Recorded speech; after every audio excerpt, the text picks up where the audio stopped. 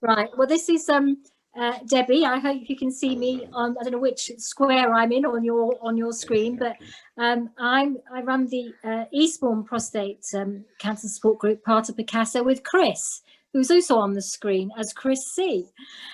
So we're sort of like hosts for today, but what we've really done is we've been liaising with Rosie, because she did a talk back end of last year to people in the Eastbourne area about her service, and what that is going to mean for people in the Eastbourne and Sussex area generally. So we said, oh, please come along and talk to us. So today's talk is a topic around the exercise here. What we're going to do is we're going to go straight into it, so that Rosie can do her presentation. She's going to share her screen, and her preference is for questions at the end. But if you're getting used to Zoom now, there is the option of a chat function, and you might want to put a question in there, and I shall keep a monitor on that. And Cliff also was explaining about how he manages the presentation. He will be muting everybody so that that there's a free flow for Rosie to chat. So that's the format of the questions of the afternoon. And Rosie's going to talk for about 40 minutes or so. So really what I want to do is give you a warm welcome and a belated Happy New Year. I hope it will be happier as the year progresses. And just to remind you, if you haven't seen the recent mail out, is that there is a new edition of Updates, which is on the website, and Jenny and Ron, who distribute it, I'm not sure quite what the distribution is going to be like with the post office, but is it on its way? Yes, I had an email early this morning from Tony Hill, the printer, and they're printed and being delivered to us tomorrow at some point. So we hope to start putting them in envelopes and getting them away. Obviously, it's getting to the post office, and some sorting areas are easier than others for delivery. Yeah. So, okay. But we'll hopefully get some away shortly. Okay. No, that's great. I thought that would just be if people are waiting for their print copy. Okay, so I think we hand straight over to Rosie. So welcome, Rosie. Rosie Sadler is Cancer Activity Project Coordinator at Albion in the community. So there you go. Thank you, Rosie. Thanks, Debbie, and thank you all so much for having me today.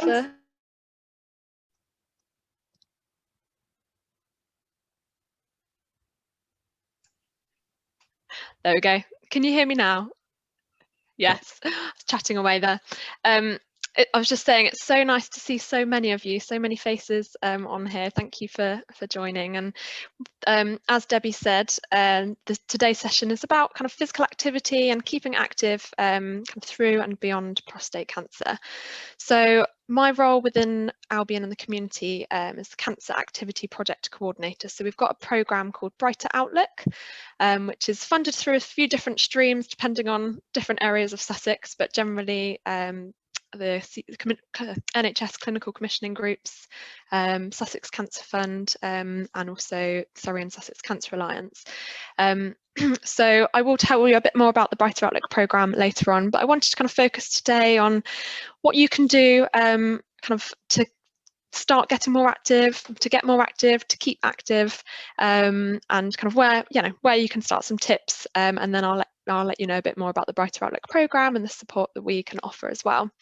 So let me just share my screen, bear with me. There we go. Cliff, could you give me a thumbs up if you can see that? Okay. Yeah, good. It's funny because now I can't see anybody else, so I can't see, just see a few faces. So we'll kind of talking about physical activity later on during this talk. I will get you kind of moving a little bit and just from your chair, so kind of hopefully keep you awake and keep you moving. So as I said, this is just about keeping active through and beyond cancer, prostate cancer.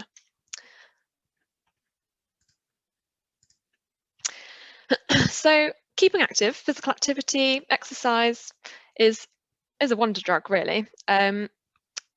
One of the quotes that I really like is, if we had a pill that conferred all of the confirmed health benefits of exercise, would we not do everything humanly possible to see to it that everyone had access to this wonder drug? Would it not be the most prescribed pill in the history of mankind? So that really, yeah, wonder drug, a magic pill.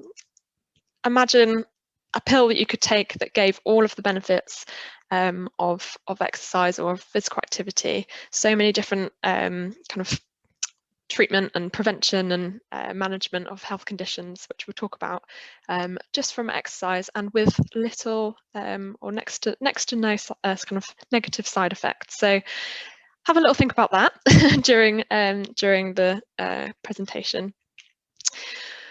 But why is it so good? Why should we all move? So physical activity, or keeping active, moving our body, is essential for our well-being, vitality, and our quality of life. Always has been, you know, all the way through our evolution. You know, movement, keeping active is so important.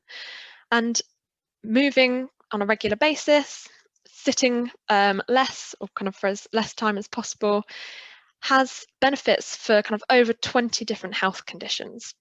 It can help prevent lots of the health conditions that are listed on this kind of diagram here.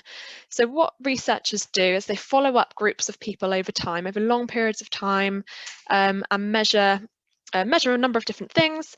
And what the research has shown is that comparing those that are not active or are inactive with those that are active, those that do active things or are physically active have a longer life expectancy. They are up to 35% less likely to develop cardiovascular disease, so things like heart disease and stroke. They're 40% less likely to develop type 2 diabetes. Lots of research around physical activity, and it's a growing area of research for sure, has shown that if you are active, you're 30% less likely to develop colon cancer, 20% less likely to develop breast cancer, and there are new research showing kind of the reduced risk of other different types of cancers as well. And with colon cancer, for example, the mechanism behind that is actually quite simple. The movement of your body just helps get things moving inside your body, so it reduces the time that kind of food and any toxins and things are sat in your colon. So, you know, next time you're moving out and about, just think of what's going on inside you and how that's helping. Keeping active on a regular basis, and you know, the research comparing those that are more active has shown that it can help reduce the risk of osteoporosis. So that's about your bone health and how strong your bones are. And it also can improve your balance. So if you've got better balance, you're less likely to have a fall. If you do fall, if you've got stronger bones, you're less likely for your bones to break. So keeping active has shown that it can reduce the chance of hip fractures by 68%, which is huge, really, really important.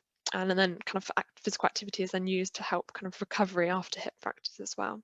And then there's also lots of evidence to show that it can help reduce the risk of and prevent depression by 30% or up to 30%, and also dementia by up to 30%. And that's because of the impact that keeping active has not only on our physical health, but also on our brains and kind of neurotransmitters and things like that. So gosh, lots of things, really, really important for our long-term health. And it's not just about the prevention of these health conditions, it's about the management as well, and also sometimes treatment. So if you do have any of these conditions already or have had, you know, your doctor might have said, you know, keep active. You know, that's really important because it can help to manage those as well.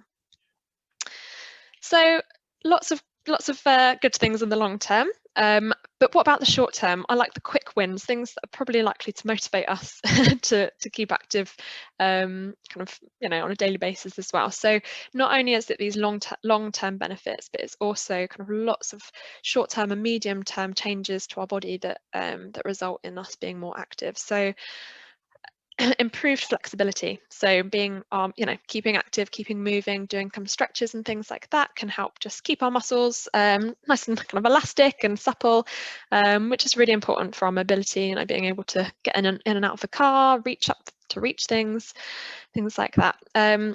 Keeping active can help to improve your muscular strength, so how strong you are, kind of your muscles without exercise or without activity and without strength exercises, your muscles do decrease, they decondition, they get weaker, they get smaller. But the opposite happens when you do more activity and exercise. So it can kind of keep you nice and strong, again, and that's going to help with your mobility, being able to kind of get in and off of the chair, things like that. Improve fitness, so it obviously improves your cardiovascular fitness, which is one of the biggest, most important ones. Keeps your heart healthy, your lungs healthy, which, you know, your body is able to work more effectively and efficiently, less likely to get out of breath, and things like that. It improves your energy levels, which we will talk about a bit more later on, actually, but because it seems quite counterintuitive sometimes, but it does, you know, keeping active does energize you. Even just kind of a short bout, you can kind of feel really energized after. It helps to maintain a healthy weight, so it reduces kind of chance of obesity and helps you to lose that weight and then maintain a healthy weight. It reduces joint pain, so whether that be as a result of osteoarthritis or any other niggles, aches and pains that you've got, it can help kind of just keep your joints healthy and kind of supple. It improves your bone health, as I mentioned earlier, keeps that kind of weight-bearing exercises. Your bones respond to that, so your bones actually get stronger and keep as strong and as dense as possible. So it improves that. Reduces stress, so exercise, activity, getting out and about, whatever it is that you want to do, is a really good kind of stress busting activity. Reduces kind of cortisol levels, and yeah, really good for that. It helps you to meet new people, and during this during COVID, less so maybe. If you're able to get out and join group exercise classes, obviously you're likely to meet new people. Still able to do that online. It's nice to be able to meet you all virtually, even though it's not quite the same, but it's still a lovely chance to kind of meet others. It improves your sleep. Research shows that you sleep better, and it also helps to boost your mood immediately and improves confidence. So I'm sure you've all kind of felt that benefit, that just kind of going out for a walk even, or just something small, can just help you feel better straight away. So yeah, lots of things here, really important, short term and long term, and these play these all work together. So these are kind of physical benefits, social benefits, psychological benefits that work together to give us an overall improved well-being and quality of life. And again, these things, if you can improve, for example, your bone health in the short term, you're less likely to get osteoporosis and hip fractures. So again, all of these things help to build up and prevent those conditions that we spoke about before. So what about if you've been diagnosed with cancer? So obviously this might be a concern of keeping active. Maybe you were previously active, and then a diagnosis, your activity levels might have changed. You might be kind of less confident with what you're able to do, what you should be doing. Previously, I don't know kind of when the change started happening, but it's not too long ago. Previously, the guidelines were, if you've had a cancer diagnosis, rest, pop your feet up, recover, rest. But we now know through lots and lots of research, a lot of Macmillan has provided a lot of this research as well. If you want to look into a bit more, we now know that rest is not best, and actually it's the opposite. Physical activity is not only safe, but it is important, and some might say it's essential for people living with cancer and beyond cancer. So yes, rest is not best, and in fact rest can actually be more harm than good, because as all those things that I mentioned before, if you're not doing activity, you're likely to kind of those things that we've mentioned are likely to decline and worsen. So it can be more harmful if you're not kind of active. So what about prostate cancer specifically? So obviously all different cancers have different side effects and different benefits, and are very different, and everybody individually is very different as well, depending on where you're at, and lots and lots of things. But research shows that keeping active, even at lower and small amounts of exercise during and after treatment for prostate cancer, can have all these different benefits. So it can improve cancer-related fatigue and tiredness. So as I said, this it can be quite counterintuitive. If you're feeling quite fatigued, tired, really excessive tiredness, you know, from treatments or, you know, whatever it might be, doing activity, doing exercise might be the last thing on your mind. But what we know is that if using this cycle, so on the right hand side you can see kind of this this cycle. So if you've got kind of cancer related fatigue, you're more likely to kind of rest, kind of spend longer time resting, seated, lying down, whatever it might be. And what that leads to over time is physical deconditioning. So as I said, your muscles get weaker, your fitness you know, your fitness declines, and what that means is that your body is not able to work as effectively. So actually then what might have been a task that you could do now becomes more challenging because your body is not as fit and kind of effective at doing that task, and so you're more fatigued. Your body, you know, you feel more fatigue, and that can accumulate, which would lead to more rest, which leads to more fatigue. So it's a bit of a cycle. We do need to break that cycle by doing something to preserve our fitness, you know, during treatment, particularly if the treatment's causing the fatigue, and to kind of prevent that persistent fatigue. So yeah, kind of breaking that cycle and getting it around the other way.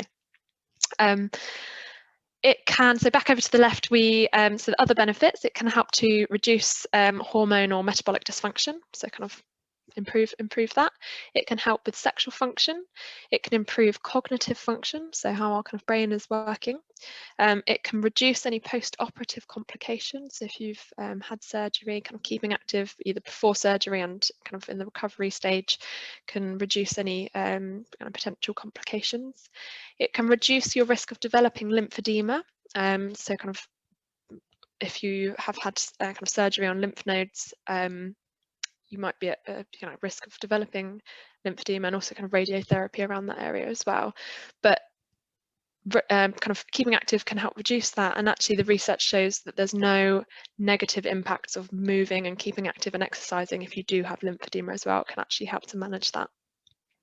It can help to reduce any anxiety and depression and help you feel in control at a time probably when you're feeling like you don't have any control over, you know, all these appointments and things like that, and what's going on in your body. You have control over this, and you can kind of take a bit of control back. And that's one of the main things that we get a lot of feedback from the people that have taken part in our program, that's kind of what they feel. And then I'm just going to go back to this slide again. Obviously these are also the benefits, and whilst these are benefits for, you know, everybody, they actually become maybe a bit more important if you are going, you know, if you've had a cancer diagnosis or going through treatment or recovering from treatment, because of the side effects that particularly, you know, prostate cancer treatments can cause, or even kind of effects of a diagnosis. So these things can help with the side effects of treatment. So for example, kind of the weight gain, bone mineral density declining, stress and anxiety, and it, you know, cancer-related fatigue, as I mentioned. But keeping active, because it helps with these things, helps to manage some of the, you know, those side effects, and just helps you kind of get through treatment and feel good, kind of, yeah, throughout that kind of pathway.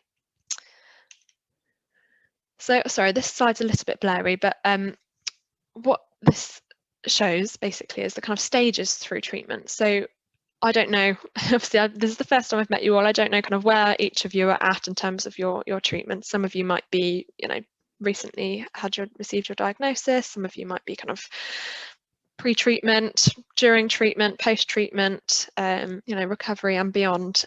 So, you know, wherever you're at, keeping active and physical activity is important at all of those stages. So you might have heard of the term prehabilitation, and if you haven't, you might have actually heard your kind of healthcare professional, nurse, oncologist, whoever it is, talk about the importance of kind of keeping moving and eating the right things, and they're kind of preparing you for what to expect, to basically prepare you for treatment, to make sure that you're as prepared as possible, so your body is as healthy and you're as well as possible for treatment, so that you can kind of manage any of the side effects more effectively. So that's what we call prehabilitation. So it's kind of preparing yourself. And then it's also important beyond treatment. So what I'd like you to imagine is if somebody says to you today, right, in however many weeks' time you're going to have to run a marathon. I mean, very, very, very challenging and an extreme case, but you would train for that, and training would help you to be as prepared as you can for that marathon. Even if you had 2 weeks, you'd do something to prepare yourself as best as possible for running that marathon. And that's because the marathon is, that's a lot for your body to go through. And you kind of think of treatment similar to that. So your body going through treatment is a massive thing for your body to go through. So you want to prepare yourself as best as possible for treatment, whether that be treatment now or kind of treatments that might come later on. So yes, so it's very important. It doesn't just stop there. It is important, as I said, to keep moving throughout treatment. The amount you're able to do might change if you feel you might need to pace yourself a bit more because of the effects that it's having on your body. But keeping moving is going to help you to feel good. And then rehabilitation, so post-treatment, getting back, kind of building gradually back up again your activity levels so that you are prepared for anything that might or might not, but might come in the future as well. So your body is as healthy, as fit as well as it can be. So what counts? What counts as physical activity? What is physical activity? The words physical activity, exercise, they're kind of thrown about, but what physical activity is any body movement that works your muscles and requires more energy than resting. So compared to exercise is more kind of structured physical activity, so something that you kind of plan to do, whereas physical activity is basically anything that your body that requires your body to move and expend energy. So there's no particular physical activity that's better than the other, because they all provide, different types of activity provide different benefits, and everybody's different. So there's nothing, there's no one that you should do over another. Any activity is good, but there are different types of activity, which I'll kind of just talk through quickly. So we've got the aerobic activities, and that's things that work our heart, the cardiovascular system, our heart and our lungs. So aerobic activities are likely to get your heart rate up, or should get your heart rate up, and your breathing rate up. And that's things like brisk walking, swimming, cycling, maybe some housework, gardening, anything that you're doing that's getting your heart rate above normal. So that's cardiovascular kind of exercises. Resistance exercise or muscle strengthening exercise does what it says on the tin, really. Anything that uses resistance to build muscle strength. So doesn't have to be weights in the gym. That's kind of what I think what springs to mind for a lot of people. Weights are fantastic because you can kind of know exactly how much you're lifting up, but anything that's forming resistance against your muscles. So that could be body weight exercises, anything you can find around your home, really. Tins, water bottles filled with stones, I've seen people try, resistance bands, but also things like gardening. If you're doing gardening that's involving some lifting kind of shopping bags, climbing the steps as well. So stair climbing, you're getting your heart rate up, and also you're working your leg muscles, so it's a bit of aerobic and resistance.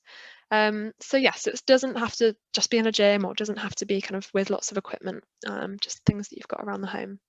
And then balance exercises are anything that are practicing and working on your balance, things like Tai Chi, specific balance exercises, bowls, and they're obviously more important as we get older to kind of prevent any falls and keep us as kind of active and mobile as possible. And then sitting, that's not an activity. It's an activity that you can do, but it's not a physical activity. And what we want to do, so by that, but that's sitting, watching the TV or on a computer or anything, we want to reduce the amount of time we spend sitting, especially if it's kind of for prolonged periods of time. So yeah, limit that time, or get up every hour or so, and make sure that we're doing those other activities. So pretty much any activity you do will fall within those three kind of categories. So yeah, mixture of anything, whatever you want to do, whatever you enjoy. Enjoyment is key. If you enjoy it, you're more likely to to do it. So how much should you do? So the research shows, and this is for the general adult population and also for anybody that's had a cancer diagnosis, so it's the same, is 150 minutes of moderate intensity activity per week. So what moderate intensity is any activity that gets your heart rate up, your breathing rate up above normal. You can kind of hold a conversation, but you might not be able to sing a song. So that's a really good judge whether or not you're working moderately. So you know, if you're out for a walk, it might be a bit of a dawdle or a slower walk, seeing if you can get up just so your heart rate gets up a little bit more, and then you'll be working at that moderate intensity. So we aim for 150 minutes over the week. So that can be done in 10-minute bouts, 20-minute bouts, 30-minute bouts, whatever works for you. It doesn't have to all be done at once. So it all builds up over the week. So you can kind of spread it out as you wish. Or if you want to do kind of more vigorous activity, so that would be anything that gets your heart rate up, breathing rates up, but you might not be able to hold a conversation. Or if you are, then it might not make much sense because you're breathing so heavily. So that's kind of vigorous. That's how when you know if you're doing vigorous activity. So kind of, you know, running, for example. And you have to do 75 minutes of that per week. And obviously you can do a combination of both.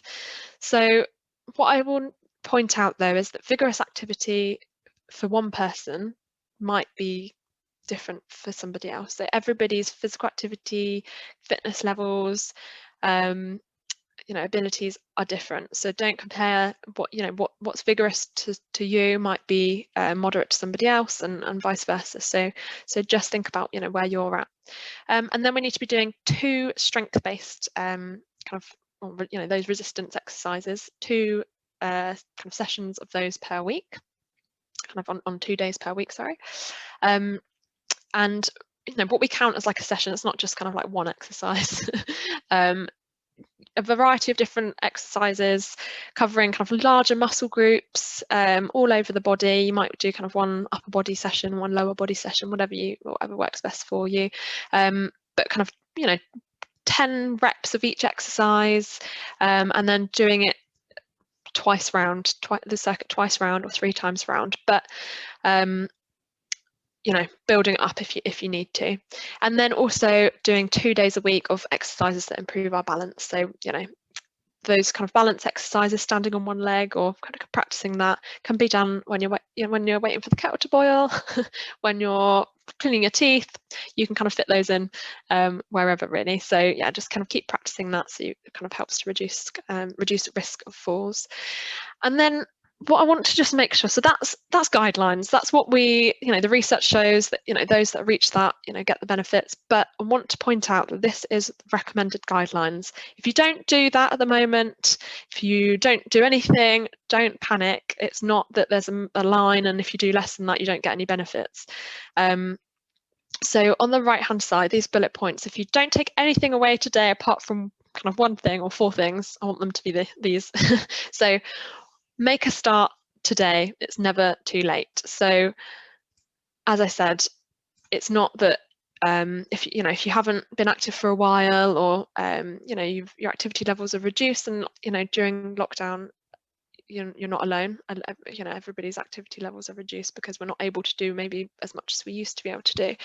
And you know, everyone's got different reasons, but you know, it's never too late. You're never too old. You're never too, you know, whatever health conditions you've got, there's always something that you can do. So start somewhere. Start today. Start small and build up. As I said, wherever you're at, start gradually, build up over time. Break it up. You might just start off with like 10 minutes on 2 days a week of just walking. Then you might make the sessions a bit longer, or you might do them on more days a week. So yeah, start off, build up gradually. Some is good, more is better. So there is a dose response relationship with physical activity. So the more you do, the more benefits you get, and they do kind of build up over time as well. So unfortunately, just one bout of activity, you might feel really great, but you might not gain as much kind of fitness and strength-based benefits as if you did it kind of regularly. So it's about that consistency and regularity that's important. But yeah, some is really good, some is better than nothing, but more is better. So think of that, and build, you know, as I said, that leads on to that building it up. And what might be quite encouraging to know as well, if those that are least active or kind of are most unfit and haven't maybe exercised in a while have the most to gain. So if you haven't done any activity and you start even just small, you're likely to see benefits quicker and sooner than if you're super active already, because, you know, your body is responding to those changes, which is encouraging, particularly when you're starting off. And every minute counts. Don't be hard on yourself. Every minute does count. So if some weeks or some days you just can't either reach your goals or you're not up to as much, every minute counts. So even just something small is important. So keep those 4 points in your head. Lovely. So what did I say? Let's start today. So I can't really talk about physical activity and keeping active and not do something where we're going to move a little bit. So I'm actually going to stop sharing my screen in a second. And with the recording, I don't know if you can pause the recording just so that as the recording's on, but we're going to just do a really short, really quick kind of few different movements that you can do from the chair. You know, some of you might have done things like this already, or already do things like this, but for some, if it's new to you, give it a go. This short circuit is not designed for anybody in particular or any particular other health conditions, so be wary and take part at your own risk, but they are very kind of, we're just going to do a little bit, and we're not using any weights or anything like that, so they are very gentle, so hopefully they give it a go. But if there's anything you're unsure about, just miss out that exercise. Make sure you've got a little bit of space, but as I said, it's all seated. And yeah, let's just have a little bit of fun. I'll just show you some exercises that you can do at home, and then you can build up from here.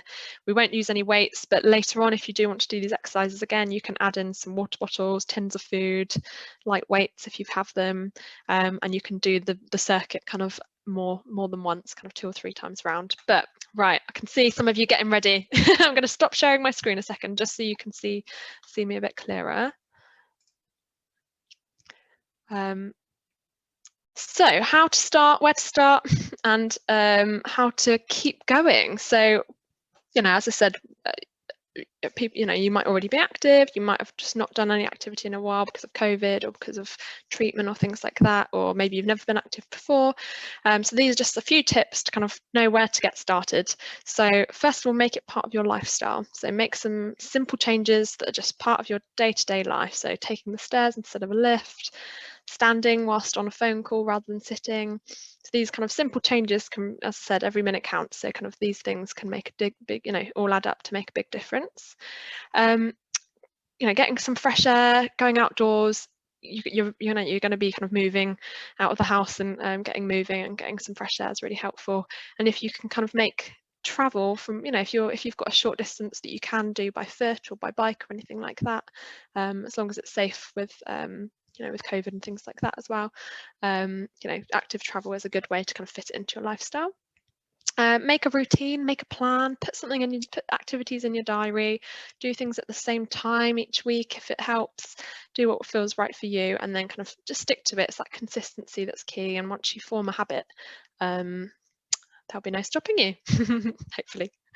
And listen to your body and pace yourself. So wherever you're at, especially if you are going through treatment, you definitely need to pace yourself. And you listen to your body every day and just see what you're up to. But it's about building up gradually, as we said before.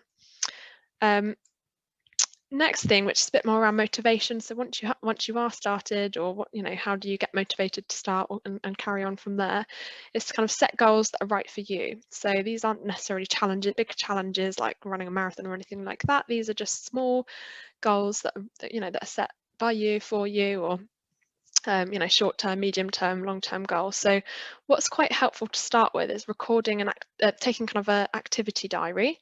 So just recording what you're doing currently, whether that be kind of the amount of steps you're doing, or kind of minutes of exercise, or what kind of exercise or activities you're doing. you know, how long for, things like that. Also how hard you're working. That can be a really good start to then start to build up from there. And also to track your progress over time, so you can kind of see over however many weeks how much you've kind of improved or how that's changed. That can be really motivating. Set yourself some SMART goals. So what SMART means, you might have heard of it before, you might not have.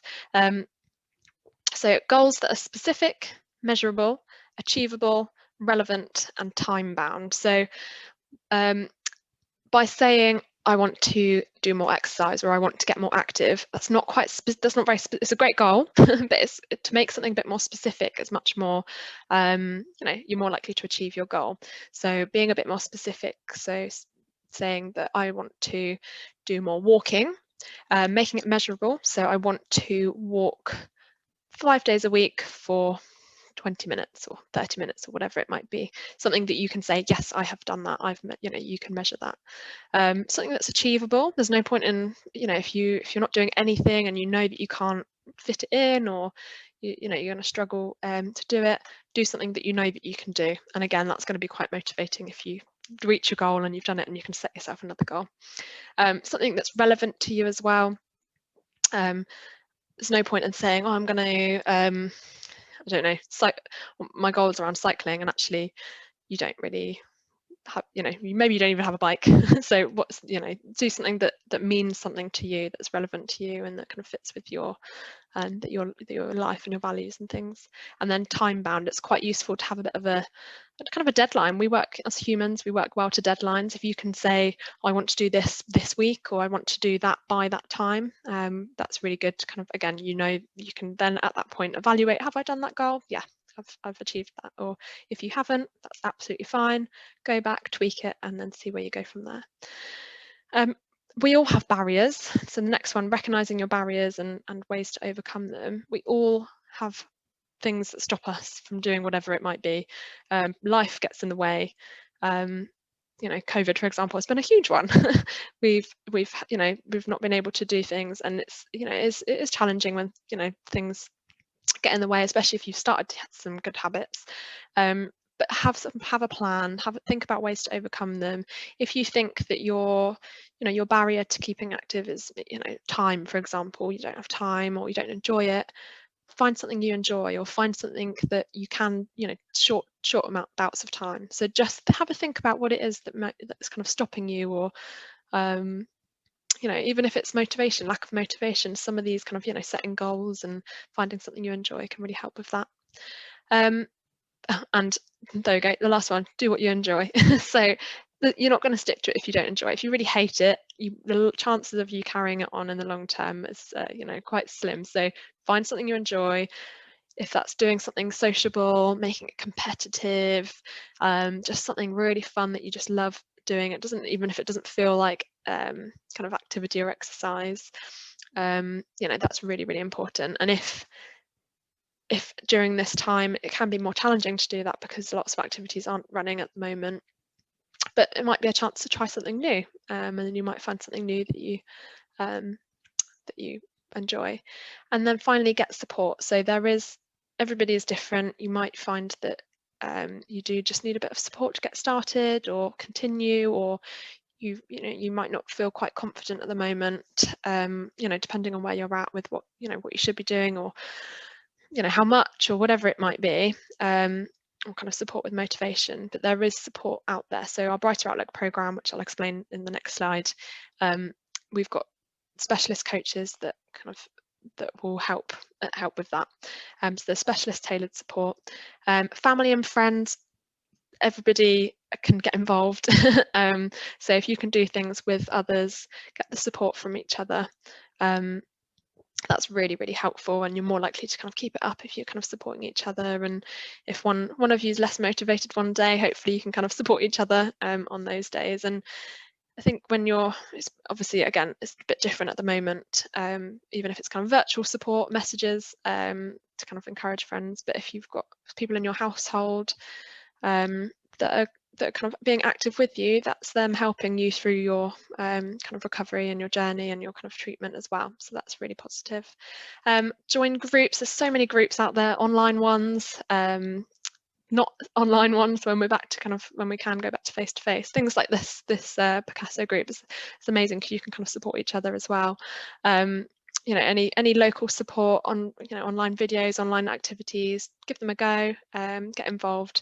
And then there's also apps. There's loads of apps. If you are a bit tech savvy or want to try some things, there's like apps that you can track your progress, you can track your steps, you can track different kind of health stats, you can track your walks or your cycles on things like Strava.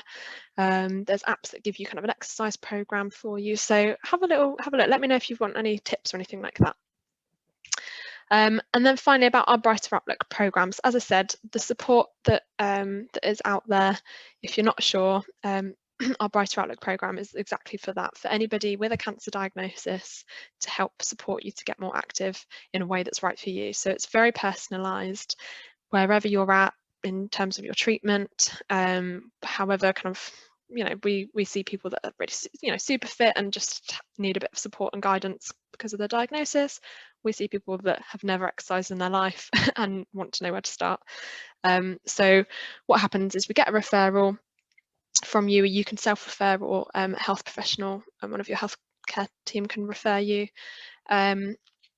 Then you have an initial appointment with one of our coaches. So they specialise in cancer rehab. They really understand the kind of effects of treatment and what's best for you, and kind of know that, you know, it can be quite daunting. So they hopefully kind of help to build your confidence.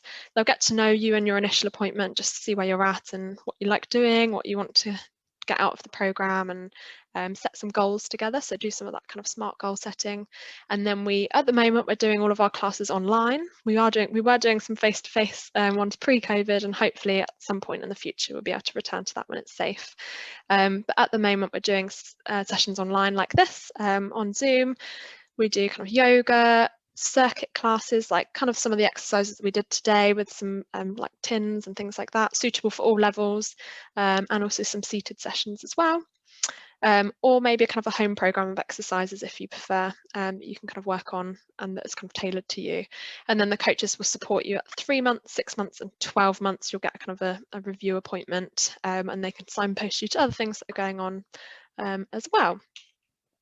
It's a bit of a, this is the same case study as that was in the updates, the newsletter. So if you want to read that, do read the newsletter. It's a fantastic, just one of many. We do have a lot of referrals come through from men that have been diagnosed with prostate cancer, and the lovely Richard, he was, you know, he wasn't doing anything beforehand. He put on quite a lot of weight. He was worried for his health. Climbing the stairs was really challenging. He'd had, you know, gone through lots of different treatments, and then joined the Brighter Outlook sessions, and he said, Brighter Outlook sessions have turned my life around. He's kind of gone from nothing to 1 session a week, built it up, and now he's doing exercise every day through the help of the coaches. He's tried yoga, which he'd never done before. He said, I look forward to each class. They give me structure to my day, which is actually quite important, even more important, I think, at the moment when we're not able to get out and about. Before, I'd easily tire, whereas now I can't get enough. I have much more supple body, greater reach, and far less aches and pains. He's changed his diet and his exercise, and it's helped him to lose 2.5 stone. He said, my advice to anybody is that you are never too old or set in your ways where you think it's impossible to start a new healthy direction in life. Dip your toe in the water, the benefits are great. So that's from Richard himself. And if you do want to refer yourself or find out a bit more information, go onto the Albion the community website, onto the Brighter Outlook page. The link's there. I can share this link after. Give me a call or give me an email and we can get you started. And then here is just some ideas of other things. If Brighter Outlook's not for you and you don't want that, but there's lots of other online support. Move More, the Move More DVD by Macmillan's really useful. We've also got some exercise session videos on our YouTube channel. There's lots of kind of help, the stuff on the right is more things that we can do once we're back to face, but there's lots of exercise videos and guidance and support out there and different programs. So yeah, that's just a few ideas, but if you want some more support, the Brighter Outlook kind of coaches will be able to help you. And that's it from me. I'm sorry, I'm just keeping an eye on the time and thinking, oh gosh. But that's... Well, thank you very much, Rosie, and thank you for the bit of activity in the middle as well to get us moving and thinking about it. I hope everyone enjoyed that. It's so good to see everybody moving on the screen. It was brilliant. You did really well. So have you got time to take some questions? If I do, yes. I'm happy to take questions, but I appreciate that if anybody needs to rush off, apologies for going over, and if you do want to ask questions after, that's fine, email me, but yeah, happy to take questions now. Okay, can I just say before you begin, you referred to the case study, the example. That's not in the main updates for this time, but it is in the Eastbourne newsletter. So if people wanted to follow to the Eastbourne website, they can read the whole story there, just there. Now I'm going to look at the screen for you, if although we've got the facility for people to put their hand up with their electronic hand or their real hand. So I can see Chris's hand's up straight away. So I don't know whether Chris wants to start with the first question. Or you're muted, Chris. Yeah, I've just hopefully I'm no longer muted. Rosie, what's the feeling with the organisation that you're with about the use of these Fitbits and other similar pieces of equipment? Do you advocate their use? I personally think they're brilliant, and they provide a way for you to get that kind of instantaneous feedback. So yeah, Fitbits, Garmin's, Apple Watches. I guess the only downfall is that they have that initial cost, but everybody that I know who has one has gets on really well with it, and they're not designed to be confusing or anything. They are easy to use once you've got them set up. But what they do, I've got a Apple Watch. You get information on your resting heart rate when you're exercising, so you can kind of see if you are working at those moderate and vigorous activity levels. They track your steps, they track your minutes of exercise. So those things that I was saying about kind of monitoring, that does it all for you. So then you can look back, and if you like a bit of data, like looking at your any graphs and things like that, it does it all for you. So I do think that they are brilliant, and they link to kind of your phone and things like that. So yeah, really good for motivation. The only thing is that initial cost, and unfortunately that's I mean, I'd love for that to be part of the Brighter Outlook programme. Maybe a dream in the future, but we don't provide them. But if you have them, brilliant, because it means that you can kind of you get a lot out of them. Okay, thank you, Rosie, very much. I can't see any more electronic hands. Oh, Lance has got a question. You're muted at the moment, Lance. Mute. Hi there. Hi, Lance. Yeah, thanks, Rosie. That was really interesting, and it's so important for everybody, not just prostate cancer sufferers, but every human being should do some type of exercise. It's just so obvious, really. But with prostate cancer, one of the issues is for those of us like myself on hormone treatment, it can have a negative effect on muscle mass and bone density, which sort of increases the need for exercise. I've always been reasonably fit. I've always done running or cycling or hill walking. But in the last 6 months, I've started doing resistance exercises as well, using resistance bands and sort of spring things for your fingers, for your arms. And I've noticed it is actually just 15 minutes a day. It is building new muscle mass. I can feel on my arms, there's more there than used to be. Brilliant. And it helps for my whole posture, for neck, back, shoulder muscles, even stomach. It gets the lot, just 15 minutes a day, and I'm surprised how effective that can be. And so just buying 20 quid worth of kit from a sports shop or just on Amazon, and using these different things, I'm up to where I do 100 of this or 50 of that, and in just a quarter of an hour. That's brilliant. So I'd certainly recommend that to anybody. And I mean, what a perfect example there as well. You've kind of built up gradually, and it doesn't have to be kind of going to the gym for an hour or 2 hours, whatever it is, or working, those resistance exercises especially are so important. And our bodies respond to exercise really well and do improve, and you'll notice a big difference quickly. And as you said, it's so important to help manage some of those kind of side effects of hormone therapy, and yeah, makes it even more important. So start somewhere.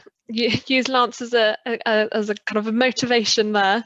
And if you don't have resistance bands, or they are brilliant. So they're the kind of ginormous elastic bands that you can kind of put under your foot and do the bicep curls to have a little bit more resistance. But TINs, whatever it is, you're doing resistance exercises. So yeah, a little bit every day, you'll notice a big difference. Thanks, Lance. That's really great.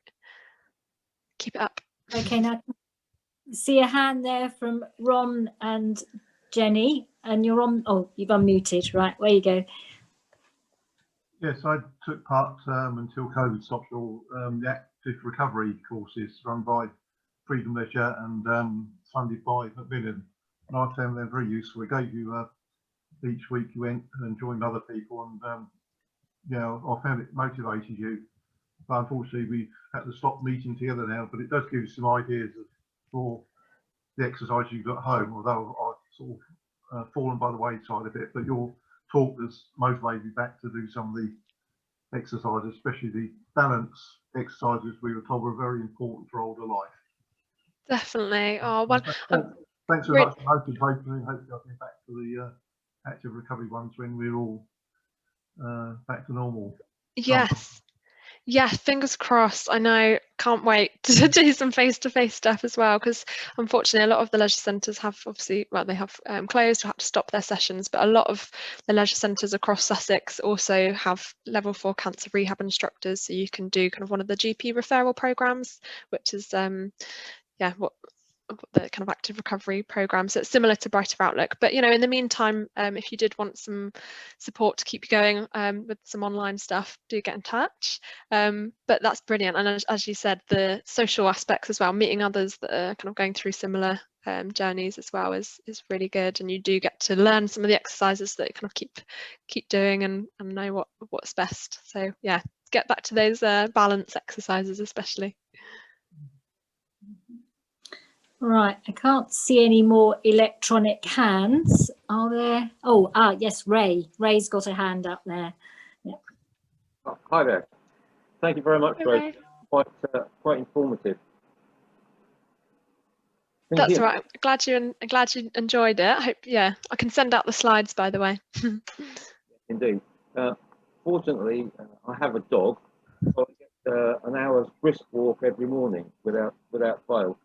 But one of the things I would stress, and I saw it on the back end of your presentation, was taking on board fluids, especially when the weather's warmer. Make sure you don't dehydrate. That can be quite a bad thing if you allow yourself to dehydrate. So keeping up your fluid intake is very, very important. Mm-hmm. Yes, and however much activity you're doing, whether it's small amounts, but more so if it's hot weather or you're doing kind of vigorous activity, you need to keep hydrated so that our muscles and how our body works needs energy, needs fuel, needs hydration. So what we recommend as well is after exercise having a kind of a protein rich snack or food, so that you kind of helps with your muscle growth as well. So yes, what you're putting into your body is important as well to make sure that you can function and do the right activity. Thanks, Ray. Okay, let's see if there are any other hands up. Can't see any at the moment. Somebody, I'm sure Cliff will shout out if I've missed somebody. I've got a comment, Rosie. It's very timely your talk, because I was watching some of that BBC programme last night, The Truth About, and I learned a few top tips there. And the thing about Ray was saying about the hydration, and also about what to eat. I think the presenter wasn't really eating something before she went out for a run or something. So I think the importance of nutrition can't be overemphasized.